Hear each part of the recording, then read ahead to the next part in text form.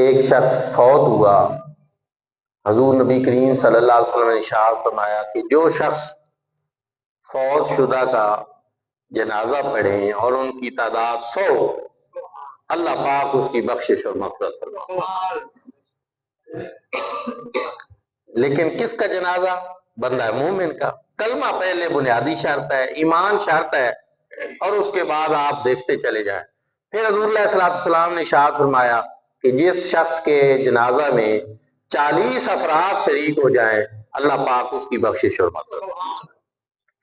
پھر فرمایا جس کے جنازہ کی 3 صفیں بن جائیں، اللہ پاک اس کی بخشش اور مغفرت فرماتے۔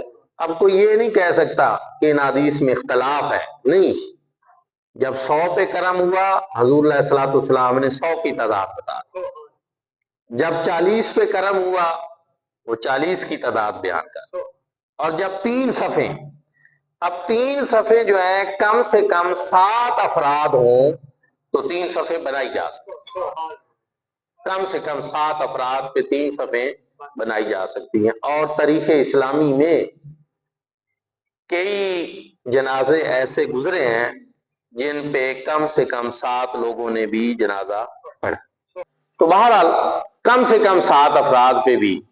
اب آپ غور کریں، پڑھنے والے کا ایک عمل ہے کہ اس نے کلمہ طیبہ پڑھا تھا، اب اس پہ نتائج یہ ہیں، کلمہ طیبہ پڑھنے پہ نتیجہ یہ ہے کہ اس کی بخشش اور مغفرت کے لیے اگر 7 بندے جمع ہو کر اس کی جنازہ پڑھ دیں تو اللہ پاک اس کی بخشش اور مغفرت کرے۔ اور پھر جو جنازہ پڑھنے والے ہیں وہ بھی فائدے سے خالی نہیں جاتے۔ حضور علیہ الصلوۃ والسلام نے ارشاد فرمایا کہ جو کسی مومن کے جنازہ میں شریک ہوتا ہے، اللہ پاک اس کو 1 قیراط سونا اللہ کی راہ میں صدقہ کرنے کا ثواب عطا فرماتا، اور قیراط احد پہاڑ کے برابر سونا۔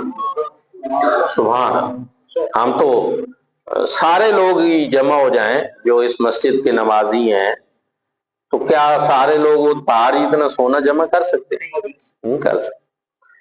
اب پھر حضور علیہ السلام نے ارشاد فرمایا جو شخص جنازے میں شریک ہو اور پھر جنازے کے بعد تدفین تک وہاں موجود رہے، اللہ پاک اس کو 2 قیراط سونا اللہ کی راہ میں صدقہ کرنے کا ثواب۔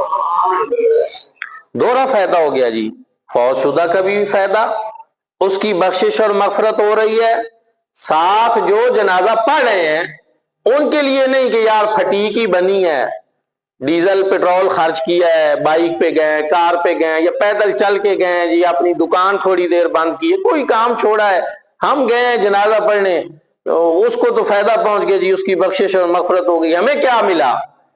تو پڑھنے والے بھی اجر سے خالی نہیں، فوت شدہ کی بخشش اور مغفرت، اور جو پڑھ رہے ہیں ان کو اتنا ثواب اللہ رب العزت عطا فرمائے۔ اس کی روح تلاش کریں نا، اس پہ غور کریں، کیا ہے کہ یہ اللہ پاک کا کرم ہے حضور علیہ السلام کے امتی ہونے کی۔ فوت شدہ کو بھی فائدہ، پڑھنے والے کو بھی فائدہ، بخشش اور مغفرت کے دروازے کھلے ہیں۔